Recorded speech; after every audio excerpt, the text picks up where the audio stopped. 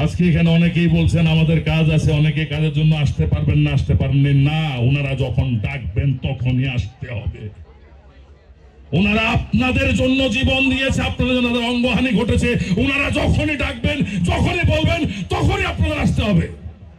আজকে যদি প্রতি মাসে পঙ্গু মুক্তিযোদ্ধাদের ভাতা দেওয়া হয়, ৭১-এর পঙ্গু মুক্তিযোদ্ধাদের ভাতা দেওয়া হয়, তাহলে আমার দাবি হচ্ছে ২৪শে আগস্টের এবং বিগত ১৭ বছরে যতগুলো আন্দোলনকারী মানুষ পঙ্গুত্ব বরণ করেছেন তাদেরকেও ভাতা দিতে হবে প্রতি মাসে। তাদের জন্য আলাদা একটা সেল গঠন করতে হবে, একটা মন্ত্রণালয় গঠন করতে হবে। এককালীন কিছু দিয়ে দিলে তাদের মানবো না আমরা।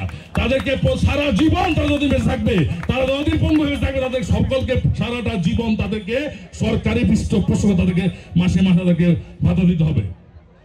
এটা আমার দাবি আপনাদের মাধ্যমে আমার এই সরকারের কাছে এবং ভবিষ্যতে যে সরকার আসবে, যদি আমার সরকার আসে সেই সরকারের কাছে আমার দাবি, যেহেতু আমরা রাজনৈতিক দল করি।